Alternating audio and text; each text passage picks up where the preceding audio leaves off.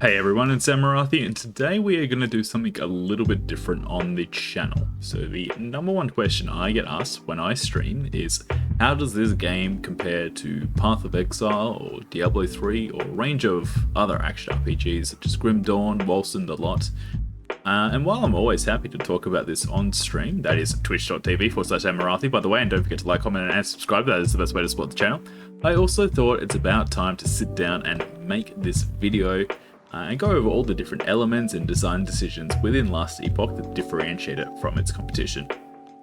So to do so, I thought I'm going to try and break it down into a few categories that I personally feel are things that I look for in a game and why Last Epoch is my main game over all these other action RPGs. So I'm going to cover player agency and build diversity, character permanence and the difficulty curve, the pace of combat, items, gearing and crafting, endgame replayability, and system complexity versus depth. Now, disclaimer about myself, I've got about 2.5k hours in Last Epoch. I've done a whole bunch of build guides, but I've got a few hundred hours in Diablo 3, and I've played a whole suite of other ARPGs, including PoE, for at least 100 hours. So I would say I have a good grasp on these, and I always talk with my community members as to how these systems works in other games and the likes. If I've missed the mark on any of these comments or you disagree, please just let me know in the comments below. Alright, player agency and build diversity. So what is player agency? Really, that is just the amount of decision making or meaningful decision making that a person makes when they are playing the game, as opposed to following the path that the developers may have set for them. And this is where Last Epoch really shines with how the game is played in terms of its combat systems. So while we're a little bit on the rails as to what we do for the campaign and the endgame systems at the moment, really, why we play action RPGs is for the combat, right? The hack and slash elements, the skill systems that work behind it. That's the thing that gets a lot of people quite interested. And what I say to new people who come to the channel and ask, hey, Amarathi, what should I play? What build should I run? I'm a new player. I always say to them, choose your own build. Just play stuff that you like. I can recommend a tailored guide for an archetype you like, but if you like playing an archer type character, play an archer type character. Don't necessarily look for other build guides out there, because it's really important that you go through that process of discovery, experimentation, because that's a core gameplay experience of Last Epoch, even in the late game. And this may be a little bit different if you're coming from Path of Exile, where it may be you want to run something that someone else has done, and you look to the top theory crafters, the top people who are in the path of building the whole time, or same with Diablo 3, where you're just going to like maxroll.gg and having a look at all the S tier builds and what's doing the best before a season launch. Last Epoch is very much a game about get in there and try your own things. And, once you have a bit of a feel for it, go ahead, look at all the build guides you want. But when you're starting off, don't stress too much.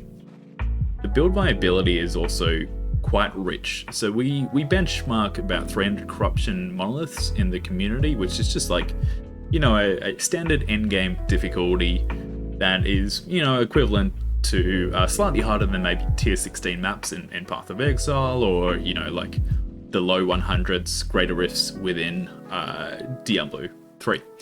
And the amount of builds that can get there is in the hundreds. It's gigantic. So that's something that's really positive. You can take almost any skill that you like playing and take a build and push it there, as long as it's got some level of optimization and proper gearing and putting all the right build enabling uniques or whatever they happen to be in place. So that's an awesome thing to see. Probably where Last Epoch lacks, though, is the balance and build parity between all these builds. So while there still needs to be a lot of work done in this area, I think it's going to be a lot more apparent when multiplayer goes live and we have additional endgame systems. However, I have faith in the devs to address this when it comes to fixing this. There's just a lot of other things going on at the moment.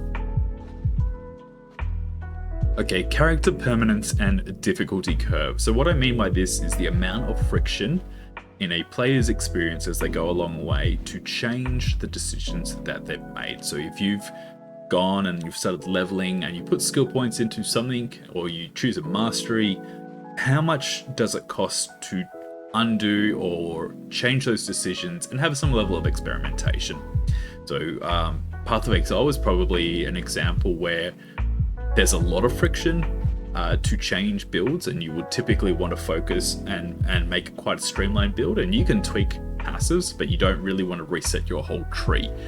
Diablo 3 is on the other end of the spectrum, and as long as you can kind of play and you have the right sets, you can swap between different styles or different builds, just using the closet that they have within the Diablo 3 system. So you can quickly go from a normal rift farming, bounty farming, to a Great Rift pushing just with a click of a button. So Last Epoch is somewhere in the middle of those two. It's pretty easy to change almost anything in the game, especially while leveling, except for your mastery, of course. You can change your skills, you can change your gearing strategy, whatever it happens to be. It's quite easy to take a lot of stuff out of a build and then swap it to a different build. There is a little bit more friction in the end game when we start including blessings, but for the most part, while you're leveling, the game encourages you to experiment and try new things and see which skills you like, and that's quite important. And this relates to the difficulty curve, because the difficulty curve is usually what forces a lot of people to think about changing builds. So if you have builds that are starting to underperform where they have been doing quite well up until a point in time, you may be forced to reevaluate what you're doing and adapt your build to a known, proven, strong build. And so Last Epoch handles this by pretty much having a fairly easy campaign that you can breeze through. It's not too stressful, it's easy to get to monoliths and do the normal monoliths, and it's only really once you get to empowered monoliths that the difficulty is going to step up, or if you're taking Chapter 9 onwards directly from Chapter 8. Alright, the pace of combat. So the pace of combat is both slower than Path of Exile and Diablo 3, but it is faster than something like Grim Dawn. So if you compare Grim Dawns to be the slow, methodical, high-action animation locks, whereas PoE on the other end of the spectrum is the real zoom, super fast, real flicker movements. Last Epoch sits comfortably in the middle of those two, slightly down from D3 is kind of where the consensus lies. It's fairly similar to MOBAs in that sense, in that there's a lot of thought into positioning and knowing enemy attack patterns and juking and sidestepping and all these kind of things to reduce incoming damage by actively avoiding it. But it's not necessarily something that you're going to be able to avoid 100% of damage, unless it's like a boss or something like that.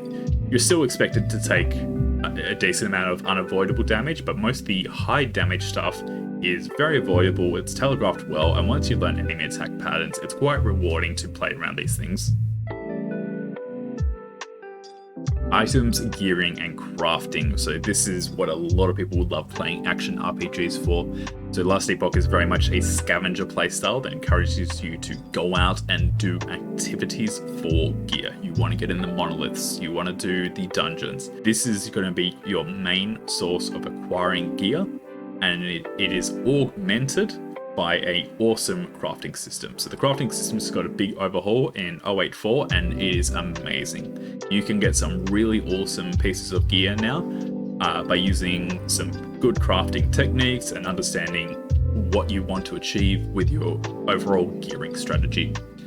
We have methods of target farming, so within the monoliths you can seek out uniques if that's what you're after, you can seek out exalted items and go to the specifics. So if you want a pair of unique boots, you could farm the Spirits of Fire timeline, which is a monolith, and that will give you an increased chance of essentially finding the unique boots that you may be after.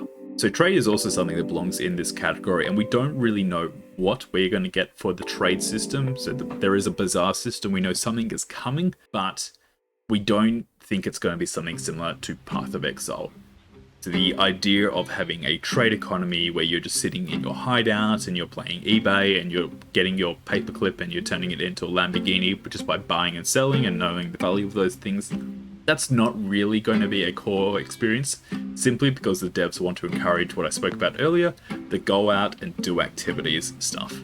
So We're not sure where it's going to land, but we do know what the devs want to achieve with trade, and it'll be a lot more contained. So maybe something similar to Diablo 3 that's only party trade, maybe a little bit more than that, whether it's trading glyphs or trading some base uniques. But for the most part, we want people to go out and experience the monolith, get the build going, go kill mobs and get your loot that way. The final component of this is the legendaries that have come in 084, and this is awesome because it's introduced that final tier of gearing a character. So before legendaries, you would simply level up with some magic items and rares and get the build going, and then you play the build for maybe like 20 hours and you would just get enough gear that any further investment is got a huge diminishing returns in terms of how much power it's going to be increased.